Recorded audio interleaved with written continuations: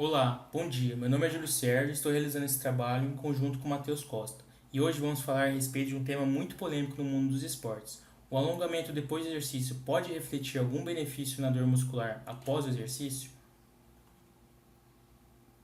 Lembrando que não há nenhum conflito de interesse, essa aula foi baseada na revisão sistemática Cochrane dos autores Herbert, de Noronha e Kemper.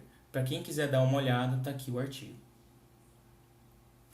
Então vou fazer uma breve introdução. O alongamento é um tipo de exercício físico orientado para a manutenção e melhora da flexibilidade, pois promove o alongamento das fibras musculares e quanto mais alongado o músculo, maior será a movimentação da articulação comandada por ele. No senso comum, o alongamento pré-exercício é visto com bons olhos.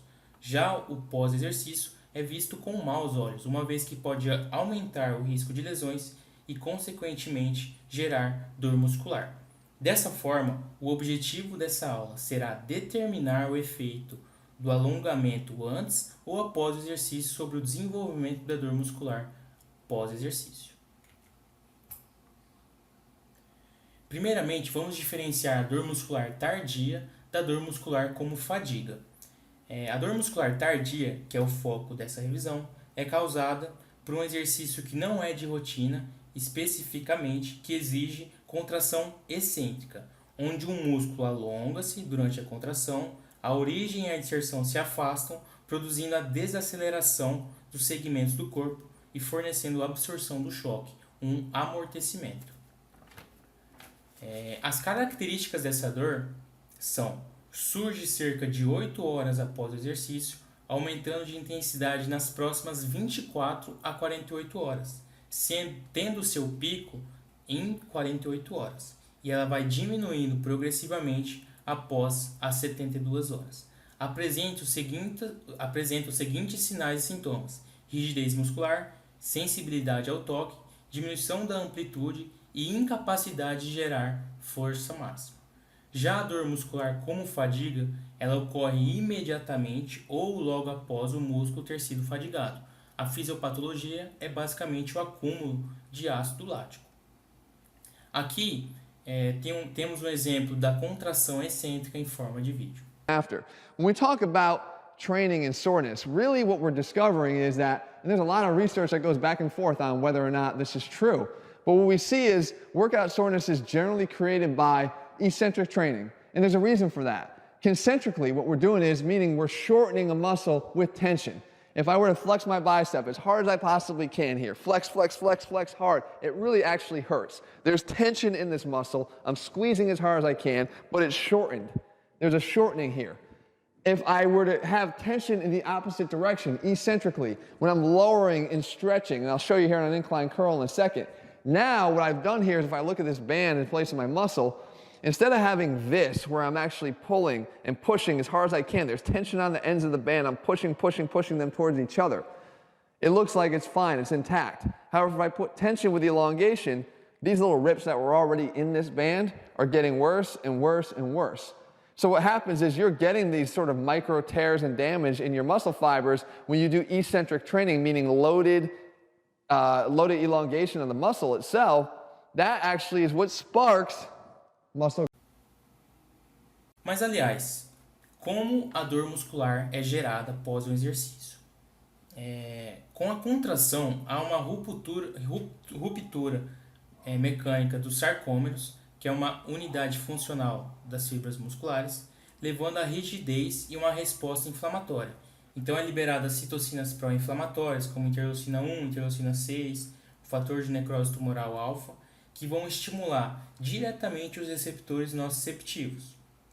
Consequentemente, leva à dor, que ela ocorre quando o músculo contrai ou quando ele se alonga. Para falar desse tema, também é importante falar um pouco da história. Antes de 1986, existia uma teoria chamada espasmo-dor-espasmo, onde descrevia que a prática de alongamento pós-exercício prevenia a dor muscular. Isso porque, com o exercício físico, há espasmo muscular que leva à diminuição do fluxo sanguíneo, causando dor isquêmica e, novamente, espasmo.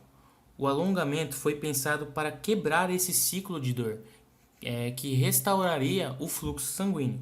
Entretanto, Em 1986, essa teoria foi desacreditada por Bobert, e ele fez a seguinte pergunta: alongar o músculo restaura o fluxo sanguíneo e interrompe este ciclo? Bom, inicialmente, para guiar e definir os nossos estudos, realizamos o PICO. O PICO é um importante instrumento na análise de estudos dentro da medicina. O P é representado pelo paciente ou problema, o I, de intervenção, o C, o nosso grupo controle, e o O, o nosso desfecho esperado. Neste estudo em questão, o P são os participantes de qualquer idade e sexo de grupos de alongamento, o I são aqueles pacientes que realizam alongamento antes e após o exercício. O nosso grupo controle é um comparativo entre o alongamento antes do exercício e o alongamento após o exercício, e o desfecho final é a melhora da dor muscular. As nossas pesquisas foram realizadas através do grupo da Cochrane Boyne, o Joint and Muscle Trauma Group, de 2009, e através de diversas bases de dados, como a Medline, o ScienHow, o Sport Discuss, PEDRO e a Organização Mundial da Saúde. Nossa revisão encontrou 12 ensaios clínicos randomizados que avaliaram os efeitos do alongamento, seja antes ou após o exercício, sobre a dor muscular, dos quais 11 eram pequenos, cerca de 10 sorteadas para fazer parte do grupo de alongamento. Em contraste, nossa revisão também encontrou um grande estudo com cerca de 2.337 participantes, dos quais 1.220 faziam parte do grupo de alongamento. 10 estudos foram realizados em laboratórios, ou seja, eram em locais controlados com alongamentos padronizados. Só 2 estudos dele, incluindo aqueles com muitos participantes, foram estudos de campo, ou seja, feitos fora de um laboratório.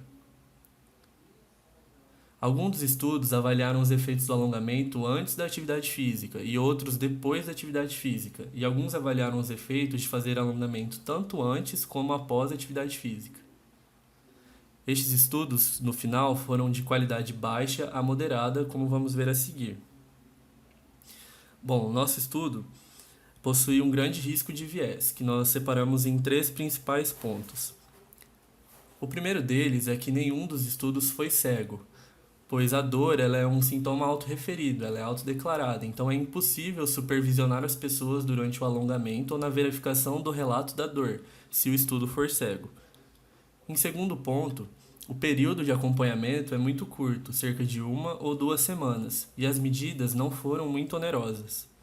E por fim, todos os estudos foram dados como randomizados, porém, ao fazer uma análise deles, apenas 4 ensaios possuíam métodos adequados de geração de sequência, e esse risco de viés é um fator de grande fragilidade da nossa revisão sistemática. Os resultados. Houve uma notável consistência entre os estudos. Primeiramente, o Q-quadrado. O Q-quadrado ele serve para conferirmos o quão homogêneo ou heterogêneo é um estudo. O nosso Q-quadrado foi extremamente baixo, próximo de 0%, mostrando que os estudos são muito homogêneos entre si. A estimativa combinada de que o alongamento pré-exercício reduziu a dor em um dia após o exercício foi numa média de apenas meio ponto numa escala de 100, quase sem nenhuma significância relativa. Os valores semelhantes foram encontrados para 2 ou 3 dias após esse exercício. Então, o nosso primeiro gráfico floresta que nós avaliamos é a respeito de realização de alongamentos pré-exercício no primeiro dia, cerca de 18 a 30 horas após o exercício. O gráfico floresta ele serve para avaliarmos a relevância estatística de dados estudos.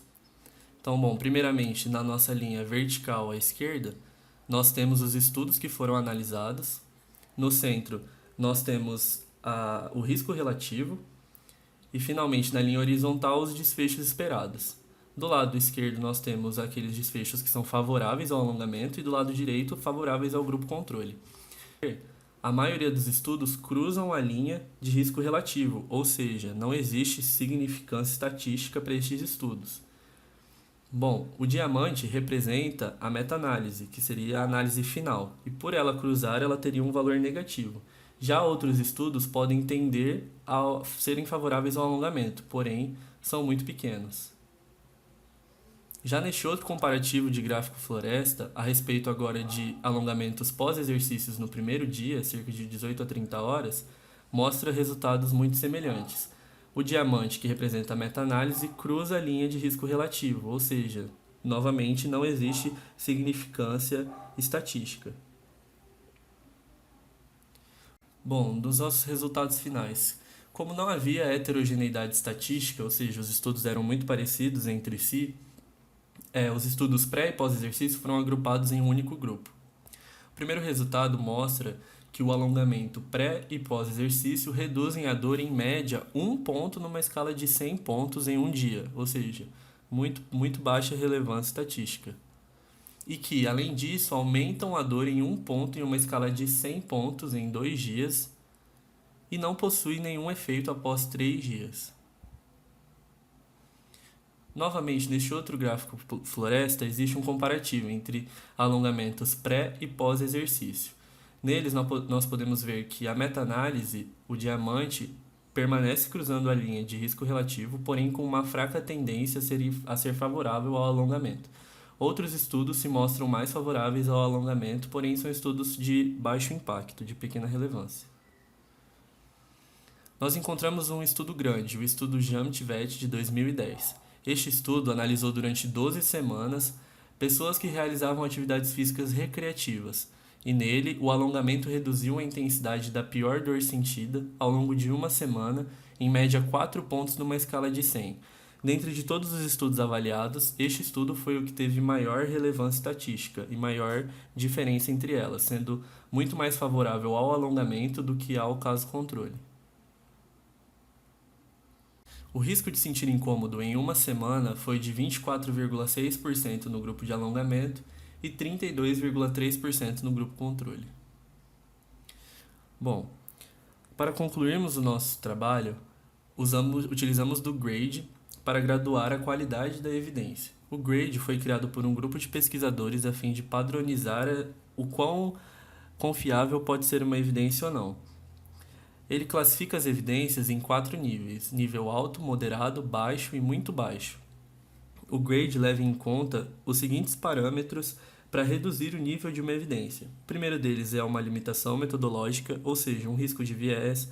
O segundo é uma inconsistência no estudo. O terceiro são evidências indiretas daquele estudo.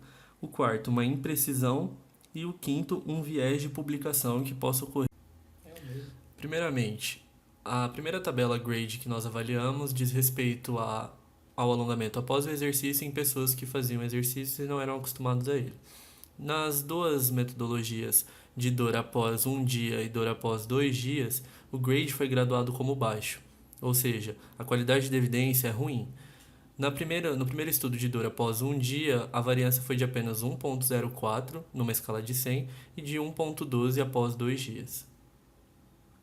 Já no GRADE realizado num comparativo entre alongamentos pré e pós-exercício, ele permanece graduado como baixo, mostrando que a evidência permanece ruim, seja após 1 dia de dor ou após 2 dias, variando de 0,93 a 1,04. Em conclusão, então, as evidências disponíveis de estudos randomizados sugerem que o alongamento antes ou após o exercício não produz reduções importantes na dor em adultos saudáveis. Os estudos são bem consistentes em dizer que se há um efeito, este efeito é muito pequeno ou nulo na dor muscular pós-exercício. Entretanto, nem tudo está perdido. O alongamento pode levar a outras experiências corporais que são importantes e que os autores recomendam que sejam levadas em considerações para pesquisas futuras, seja na redução do risco de lesões, no aumento do desempenho daquela atividade física estudada e até mesmo para musculares. Obrigado.